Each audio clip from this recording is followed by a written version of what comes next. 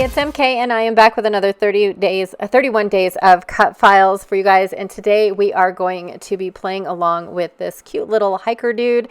I absolutely love this guy, and he has a little trail he's going to be hiking on, and then out in the distance it shows his destination.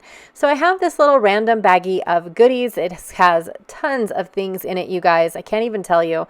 I also have bits and pieces of a tree die cut. Little things from the all over the place, you guys, just random bits and pieces. I also have a few leftover pieces from a embellishment cluster set that I picked up from Scrapbook Addicts. So these are the leftover pieces that I have, or 2 boots, a camera, and this cool sign with some binoculars hanging off of it. And then I have my tray over on the right that is nothing but the leftovers from yesterday's layout. And I thought that it would be a good idea to keep them handy since I am going to be working on outdoor layouts all week long. So I've got these 3 photos. Actually, I have these 4 photos, oh my god, of my kids walking on the path headed up to the post pile. I love the one that actually says how long the path is. And then I have this piece here that is from Nature Study. I don't know exactly what the name of the paper is, but it is a scrap from 49 and Market Nature Study. And then this glittery paper here is from My Mind's Eye, and it is from the laundry line. It says letting it all out over there. And then also from Nature Study, I have this gorgeous green piece of paper as well. I don't know if I share the name of it at all. And here is another My Mind's Eye Life Stories paper. And I'm going to actually use this as my base page because I like the fact that it has trip information up at the top, but I'm going to cover up the right-hand panel and use it for my photo mats. So I'm going to take this green piece of paper and use it to mat my photos. I do end up dwindling this layout down to only 3 photos.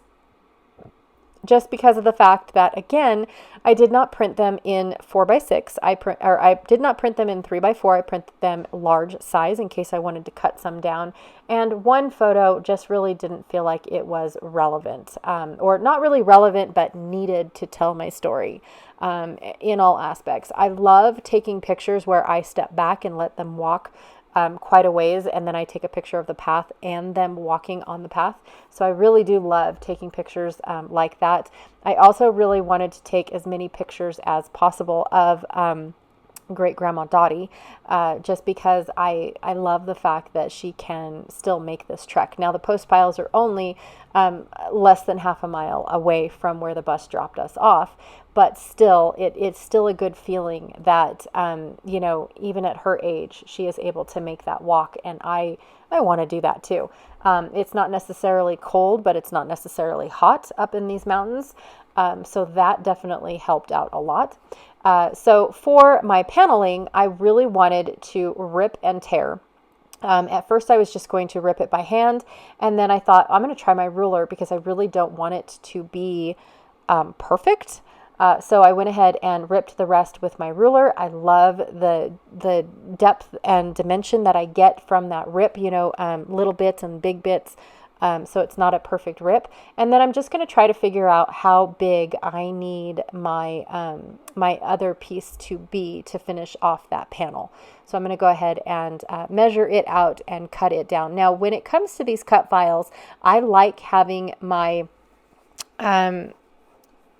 I like having my layout pretty much done, and then that way I can spend a lot of time on a cut file. And so I make really quick layouts. And then it's all about the cut file. But I also really, for this specific month and year, I wanted to share with you guys that, the cut files don't always have to be gigantic. Cut files don't always have to take up the whole page and you only add 1 photo. I really wanted to share with you guys how you could add multiple photos using a cut file and doing all the things with the cut file. Now, you could have cut this guy multiple times in different colors and then paper pieced him together on top of your white cut file.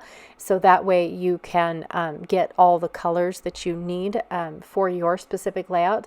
I'm actually going to use ink and Nuvo drops. So I'm going to ink the entire cut file up in my walnut stain ink that I always keep on my desk. It just seems to be a staple on my desk. And then I'm going to take my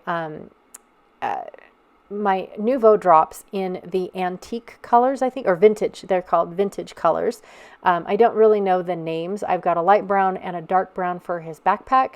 And then I'm going to use this gorgeous dark brown or dark blue for the geotag. I just really wanted to add a different color, and I've got that blue being brought in with the camera. So I wanted to bring in another blue.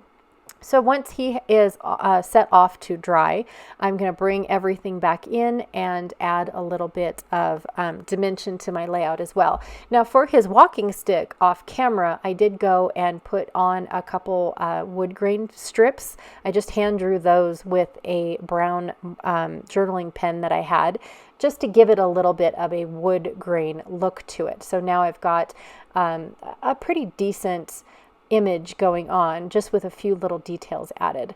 So I'm going to put him on the journaling spot because I don't really have a whole lot to say, seeing how this is, you know, I don't know, my 24th layout about Devil's Post Piles.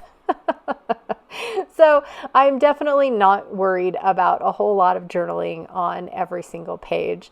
But yes, I am going to talk about how, you know, Grandma Dottie is my hero when it comes to being able to move around and walk to places, and watch her grandkids, great grandkids enjoy nature and things like that. So anyways, once I found a spot for all of my pieces, I went off camera to glue everything down, and it is exactly how it looks today. So this is my completed layout. I absolutely love how it turned out.